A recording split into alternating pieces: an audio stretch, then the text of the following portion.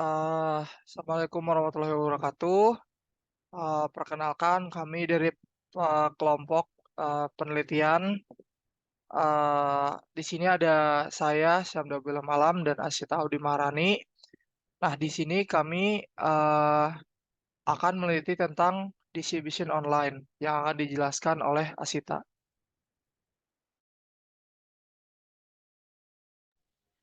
Baik, yang pertama adalah tokoh.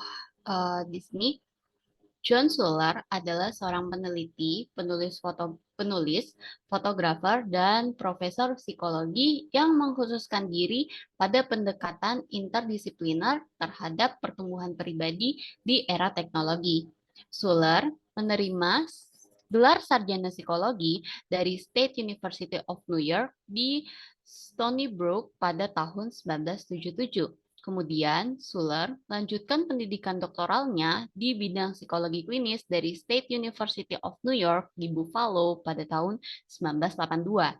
Setelah selesai dengan pendidikan doktoralnya, Suller magang selama 1 tahun di Departemen Psikiatri di Rumah Sakit Universitas Connecticut. Dari sana, kemudian Suller melanjutkan karir selama 38 tahun sebagai anggota fakultas di Departemen Psikologi Universitas Pittsburgh sambil melanjutkan pelatihan psikoterapi pasca sarjana selama 12 tahun dalam kelompok klinis.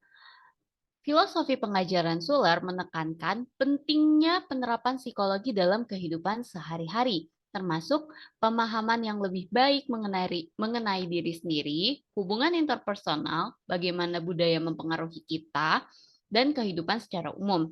Meskipun tertarik dengan semua paradigma dalam psikologi, pengajaran Suller menyoroti sudut pandang psikodinamika dan humanistik.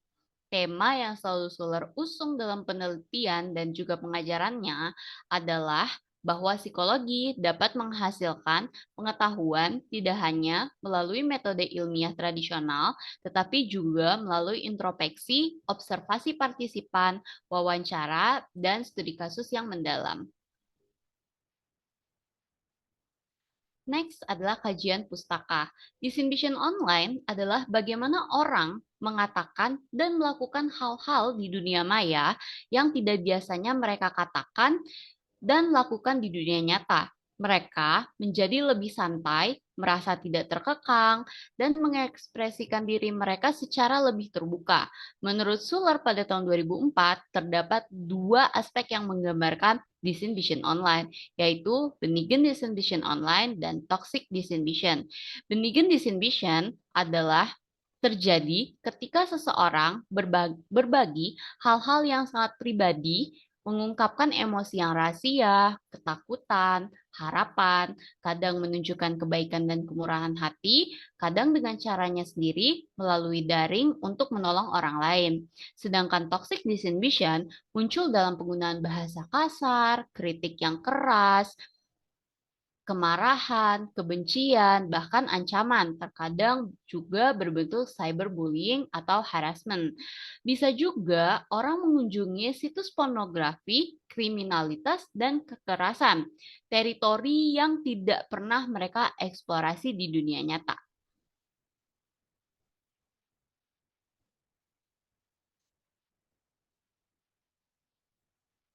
Selanjutnya kita masuk ke proses adaptasi. Yang pertama peneliti lakukan adalah memilih variabel atau skala penelitian. Awalnya peneliti memilih beberapa skala yang berbeda, namun kemudian peneliti memutuskan untuk berfokus pada skala distribution online sebagai alat ukur yang paling sesuai untuk penelitian. Kenapa? Karena efek disinhibition online adalah perilaku khusus seseorang yang diperlihatkan ketika online, namun sangat berbeda perilakunya saat offline. Yang kedua adalah melakukan translasi alat ukur dengan 2 ahli bahasa. Peneliti menjalankan proses translasi alat ukur dengan bantuan 2 translator, yaitu Nur Putriyanti, seorang ibu rumah tangga dengan latar belakang pendidikan terakhir S2 Pendidikan Bahasa Inggris yang dilakukan pada tanggal 18 Oktober 2023 dan Yesayani Anggia Putri, seorang translator dengan latar belakang pendidikan terakhir sarjana sastra Jepang jurusan ilmu bahasa yang dilakukan pada 21 Oktober tahun 2023.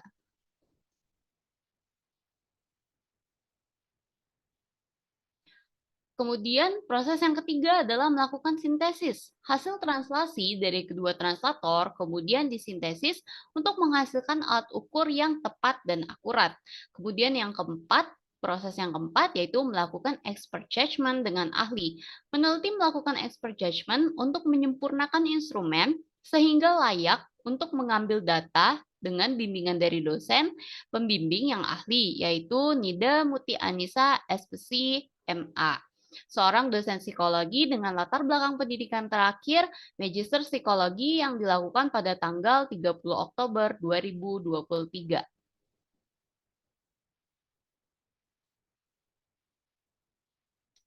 Kemudian kita masuk pada proses pengambilan data.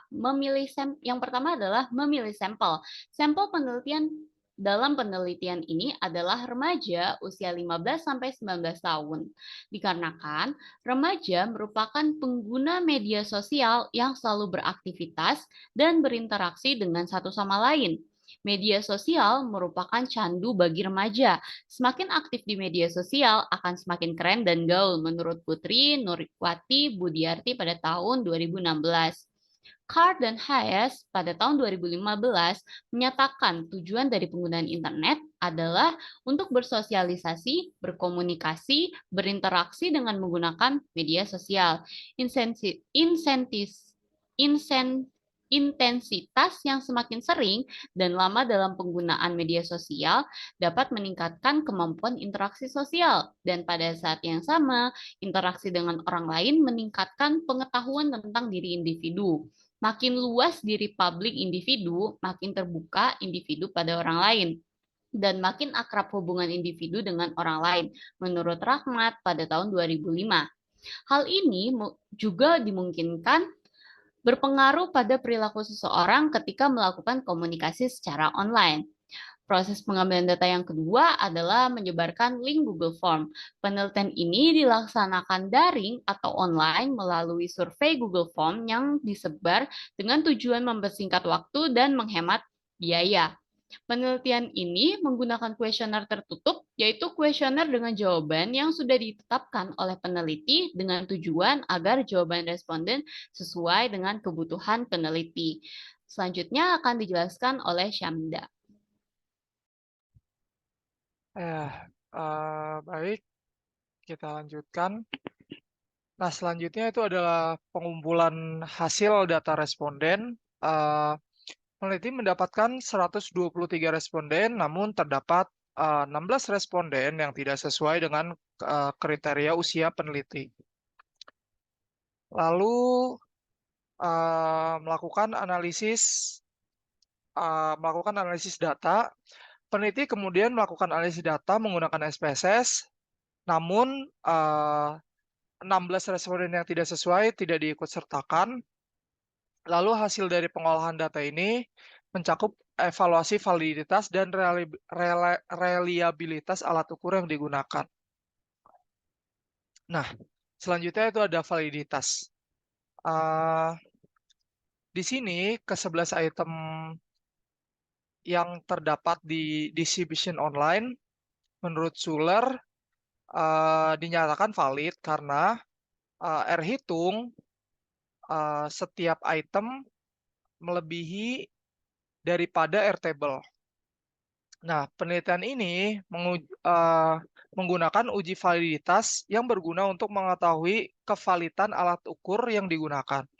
Pengujian validitas yang digunakan adalah korelasi person. Signifikan korelasi person yang dipakai dalam penelitian ini adalah 0,05.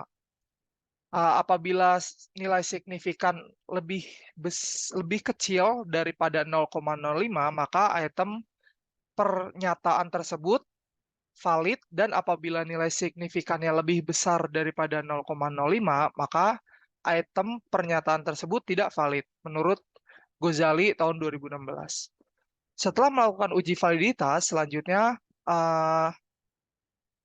adalah membandingkan nilai R hitung dan nilai R tabel untuk jumlah responden sebesar 107 yang dimana didapatkan dari 123 dikurang 16 dengan distribusi signifikan uji dua arah sebesar 5%.